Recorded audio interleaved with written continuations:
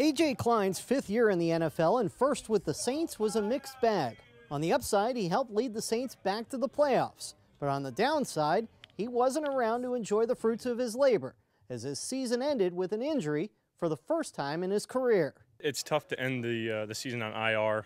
It's the first season I've had any kind of major time off because of an injury, and it's tough sitting on the couch and sitting on the sidelines watching the game. But it's good because it makes you hungry. It makes you hungry. You want to come back and be successful and fully contribute. Sometimes you can get into the routine of things and you can take things for granted. And when something's taken away from you, it hurts.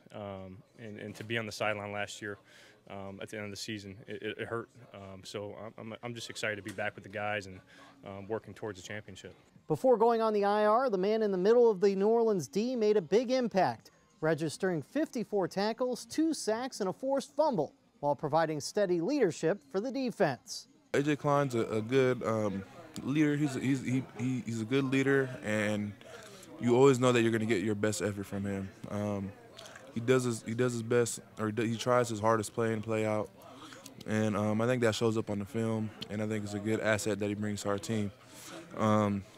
Also, he was running the defense early on in the season,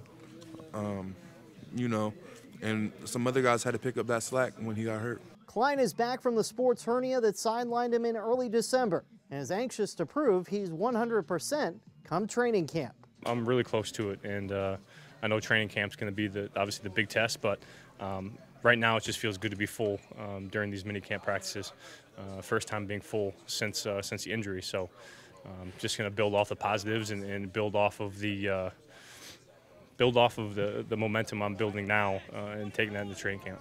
So A.J. Klein wants to be healthy so he can be available for his teammates, but he also wants to be a part of a defense that began a rebirth a year ago. Building off of those positives and building off of basically just the growing process and the learning process of being young last year. Now that we have a lot of these guys have years under their belt, whether it be the back seven, linebackers. I mean, this is our second year as a full group moving forward. So I'm really excited to move forward and see what this season is going to bring.